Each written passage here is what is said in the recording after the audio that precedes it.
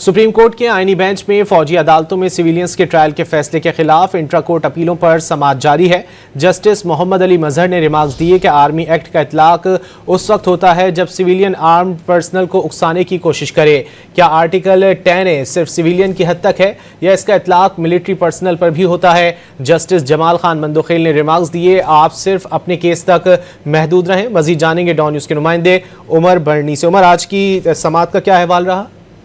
जी बिल्कुल, supreme court के justice Aminuddin Khan की सरबराही में 7 रुकनी आईनी बेंच ने सिविलियंस के फौजी अदालतों में ट्रायल से मुतल्लिक इंट्रा कोर्ट अपील पर समाअत की। दौरान समाअत जस्टिस मोहम्मद अली मजहर ने रिमार्क्स दिए कि आर्मी एक्ट का इतलाक उस वक्त होता है जब सिविलियंस आर्म पर्सनल को उकसाने की कोशिश करे। क्या आर्टिकल 10A सिर्फ सिविलियन की हद तक है या इसका इतलाक मिलिट्री पर्सनल पर भी होता है?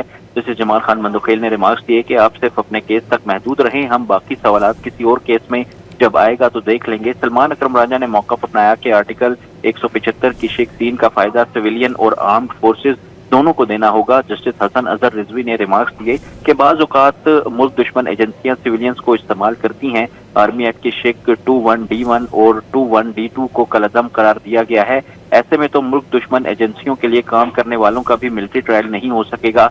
सलमान अकरम राजा ने मौक़िफ़ अपनाया कि मैं भारतीय आर्मी एक्ट और पाकिस्तान के आर्मी एक्ट का तकाबली जायजा पेश करना चाहता हूँ। ऐसा नहीं हो सकता कि एक SHO खुद अदालत लगा ले, अपील SP सुने और तौसीक IG करे। भारत में मिलिट्री ट्रायल के खिलाफ अपील ट्रिब्यूनल में जाती है। ट्रिब्यूनल अपील में जमानत भी दे सकता है। शफाफ ट्रायल का हक होता है। जस्टिस मोहम्मद अली मजहर ने इस्तफसार किया कि क्या भारत के आर्मी एक्ट में 1D1 और 21D2 है, जिस पर सलमान अकरम राजा ने मौक़िफ़ अपनाया कि ये शिकें भारत में नहीं। जस्टिस मोहम्मद अली मजहर ने रिमार्क्स दिए कि अगर ये शिकें ही नहीं हैं तो आप तकाबली जायजा कैसे ले सकते हैं? अदालत ने केस की समाअत जो है वो पीर तक के लिए मुलतवी कर दी है और पीर को भी सलमान अकरम राजा अपने दलाइल जारी रखेंगे। अदालत ने समाअत पीर तक के लिए मुलतवी कर दी। बहुत शुक्रिया उमर बर्नी इन तफसीलात के लिए।